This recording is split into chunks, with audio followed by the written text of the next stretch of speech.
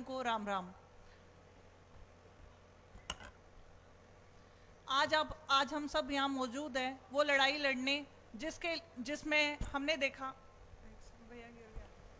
देखा कि NSUI AVP जो संगठन है राजस्थान विश्वविद्यालय के छात्र वहाँ से तैयारी कर रहे थे। बहुत सालों से वो तैयारी कर रहे थे कंटिन्यूटी से, पर जब छात्र संघ चुनाव बहाल किए गए वो हमारे गहलोत साहब उन्होंने एक तानाशाही फरमान जारी किया कि राजस्थान में छात्र संघ चुनाव नहीं होंगे। हम उस रात बैठे थे भाई साहब के पास, बच्चे बहुत दिनों से अनशन कर रहे थे। जब उनके पास ये खबर पहुंची ना तो उन्होंने कहा कि बच्चे भूखे हैं, मैं बच्चों का अनशन तोड़वाने जाऊंगा। उन्होंने ये नहीं देखा कि वो किस पार्टी के हैं, वो कहाँ से हैं कहाँ से नहीं है।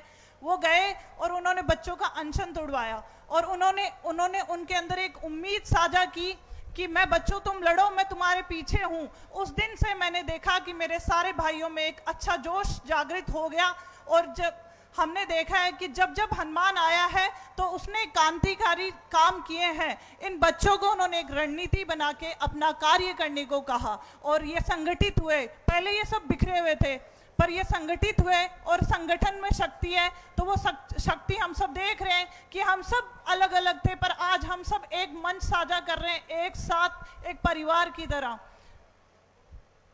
एक और बात मैं कहना चाहती हूँ, हम आम छात्र हैं, हम गांवों से आते हैं। मैं खुद एक फौजी की बेटी हूँ, मेरे पिताजी भी दिन रात मेहनत करते हैं फौजियों के हक की लड़ाई लड़ने। वैसे ही भाई साहब लड़ाई लड़ते हैं हम छात्रों की। भैया वैसे ही भाई साहब लड़ाई लड़ते हैं हम छात्रों के लिए, हमारी बहनों के लिए, उनकी सुरक्षा के लिए। मैं महारानी विश्वविद्यालय से हूँ। वहाँ पे मैंने देखा जब से चुनाव चल रहे थे सिक्योरिटी थी, जैसे ही चुनाव बंद हुए वहाँ से महिला स्क्वाड हटा दी गई। क्यों? ये सिर्फ चुनाव तक ही दिखावी रणनीतियां चालू की जाती है कि महिला सुरक्षित है, क्योंकि वहाँ मीडिया आता रहता है। पूरे साल छात्रों की आवाज सुनने के लिए वहाँ कोई भी नहीं होता। अगर ये छात्र प्रतिनिधि नहीं होंगे, ये आम छात्र नहीं होंगे तो युवाओं की आवाज कौन उठाएगा? गहलोत साहब, राजा का बेटा राजा नहीं बनेगा, इस लीगेसी को हम तोड़ेंगे। अब तो आम छात्र और आम किसान का बेटा आपके सामने खड़ा रहेगा और अपनी आवाज को बुलंद करेगा और आपको दिखाएगा कि जब